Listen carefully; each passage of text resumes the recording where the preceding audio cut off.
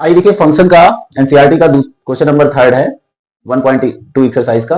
तो यहां पर देखिए क्या है, function R to R f x is equal to greatest integer function x. Greatest integer function इसको हमें चेक करना है कि ये 1 1 ऑन टू है कि नहीं है, इंजेक्टिव और सर्जेक्टिव है कि नहीं है।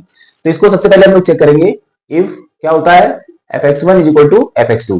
तो F X one is equal to F X two, तो एफ एक्स वन की वैल्यू क्या होगी, greatest integer function of X one और greatest integer function of X two.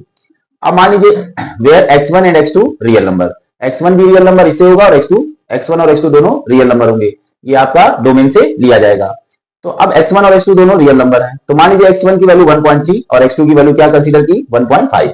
तो 1.3 और 1.5, देखिए 1.3 की वैल्यू क्या होगी, अब इसमें 1.3 में greatest integer function less than or equal to x, तो x की वैल्यू यहाँ 1.3 है। अब हमें ग्रेटेस्ट इंटीजर इसका क्या बनेगा, लेकिन वो x से कम होना चाहिए, यानी 1.3 से कम ग्रेटेस्ट इंटीजर क्या बनेगा 1 बनेगा, 2 तो उससे बड़ा हो जाएगा, तो यहाँ पे 1.3 से ग्रेटेस्ट इंटीजर क्या बनेगा 1 बनेगा।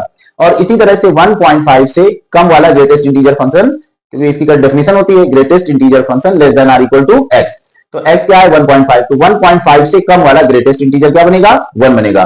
तो यहाँ 1.3 से कम वाला ग्रेटेस्ट इंटीजर 1 बना और 1.5 से कम वाला ग्रेटेस्ट 1 बना, तो यानी fx1 is equal to fx2, ये 1 इज इक्वल टू 1 आया।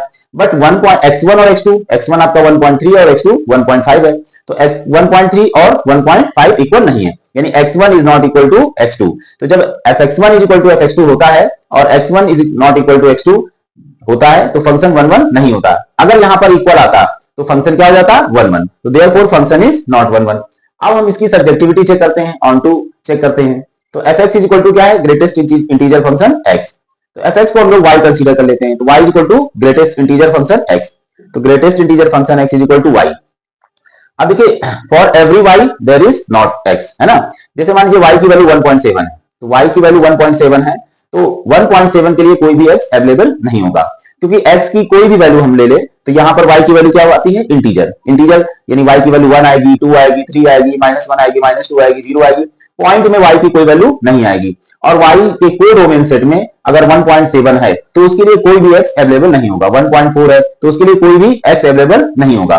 तो for therefore for every y there is not x, for every y there is not x, हर एक y के लिए x अवेलेबल नहीं है, तो therefore function is not onto. तो फंक्शन ऑन टू नहीं होगा, ऑन टू मींस सर्जेक्टिव नहीं होगा, इंजेक्टिव तो होगा लेकिन सर्जेक्टिव नहीं होगा।